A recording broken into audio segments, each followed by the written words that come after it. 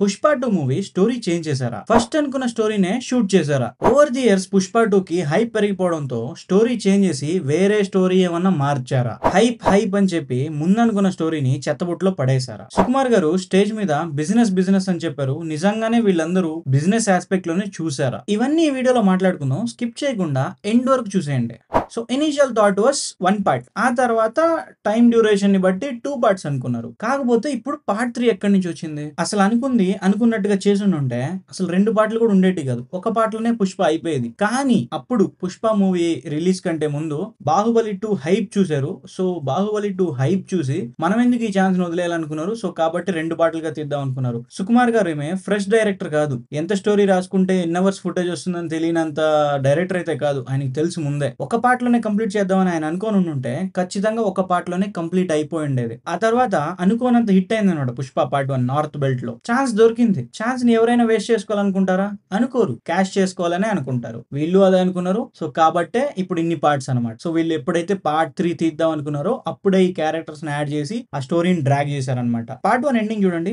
Bhanwar Singh Shekhawat last లో 15 minutes లేదా maximum 20 minutes ఉంటాడు. సో 20 మినిట్స్ లోనే చాలా హైప్ ఎక్కించారు. Very well written climax for Pushpa part 1. ఆ తర్వాత పుష్ప పార్ట్ 1 హిట్ అయిపోయింది. సో ఇంకా థింకింగ్ ప్రాసెస్ లో పడ్డారు. ఇంకా ఏం చేయాలి ఈ స్టోరీని? ఉన్న స్టోరీని రాసుకున్న స్టోరీని కాకుండా ఇంకేం చేస్తే జనాలకి ఇంకా ఎక్కువ నచ్చిద్ది, ఇంకా ఎక్కువ డబ్బులు కలెక్ట్ చేస్తుంది అనే థింకింగ్ ప్రాసెస్ లోకి వెళ్ళిపోయారు. సో ఒరిజినల్ స్టోరీని వదిలేశారని నేను అనుకుంటున్నాను. నిజంగా ఒరిజినల్ స్టోరీ ఏమై ఉండొచ్చు అంటే పార్ట్ 1 ఎక్కడైతే ఎండ్ అయిందో వాళ్ళ పుష్ప పెళ్లి దగ్గర అక్కడి నుంచే స్టార్ట్ అయి ఉండాలి. కానీ అలా చేయలేదు. సో హైప్ పుష్ప అంటే అది, పుష్ప అంటే ఇది అని చెప్పి కొత్త సీన్లు, కొత్త స్టోరీలు, కొత్త క్యారెక్టర్లు రాసుకున్నారు. సో లాస్ట్ కి పార్ట్ 3 అని చెప్పి అంటే ఇప్పుడు వీళ్ళు నిజంగా పార్ట్ 2 గా తీయాలనుకున్న స్టోరీని ఇప్పుడు పార్ట్ 3 గా తీస్తారనమాట. ఎందుకంటే స్టోరీ ఉండబోయేది పార్ట్ 3 లో. ఇప్పుడు చూడండి నెక్స్ట్ పార్ట్ 3 ప్రమోషన్స్ అప్పుడు మీకు అదే చెప్తారు. పార్ట్ 2 జూజుబి, పార్ట్ 3 నే మొత్తం. అసలు పార్ట్ 3 చూస్తే మీరు చొక్కాలు చింపేసుకుంటారు, చేతులు కోసేసుకుంటారు.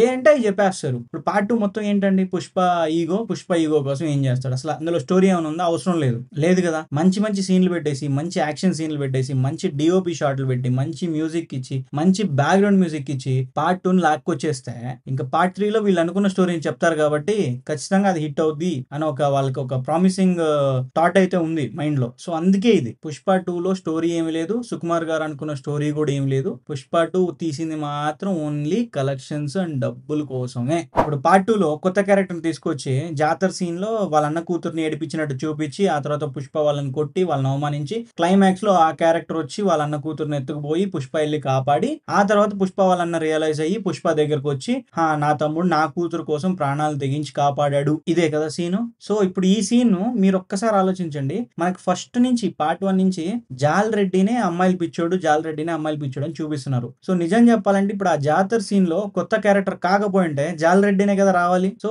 జాల్ రెడ్డిని స్టాప్ చేసేసి కొత్త క్యారెక్టర్ ఇంక్లూడ్ చేసి పార్ట్ 2 నడిపించేస్తే పార్ట్ 3 లో అందరు క్యారెక్టర్స్ ని పెడతారు. నిజంగా వీళ్ళు అనుకున్న స్టోరీని లెక్క ప్రకారం ఏం జరగాలంటే జాతర సీన్ లో జాల్ రెడ్డి రావాలి, వాళ్ళ అన్న కూతురుని ఏడిపించాలి, పుష్ప వాళ్ళందరినీ కొట్టాలి, క్లైమాక్స్ లో వాళ్ళ అన్న కూతురుని వీళ్ళు ఎత్తుకుపోవాలా, పుష్ప వెళ్ళి కాపాడు తీసుకురావాలా అండ్ ఫ్యామిలీ రియూనియన్. ఇది జరగాలి యాక్చువల్ గా. సో దాన్ని తిప్పి రాసి అసలు జగపతి బాబు క్యారెక్టర్ అవసరం లేదు. ఆ జాతరలో అరగుండ్లు కొట్టించుకున్న క్యారెక్టర్లు అవసరం లేదు. అసలు ఏంటంటే అది ఏదో ఒకటి ఫస్ట్ చూపించేసి డబ్బులు దండుకుంటే పార్ట్ 3 లో ఒరిజినల్ స్టోరీ చెప్దాం. ఫస్ట్ లో ఒక టీజర్ ఏదో రిలీజ్ అయింది, వేర్ ఇస్ పుష్ప అని. అసలు ఏంది అది? ఎందుకు రిలీజ్? అది ఎప్పుడో 1.5 year బ్యాక్ రిలీజ్ అయింది. మరి అది పార్ట్ 2 లో పెట్టారా?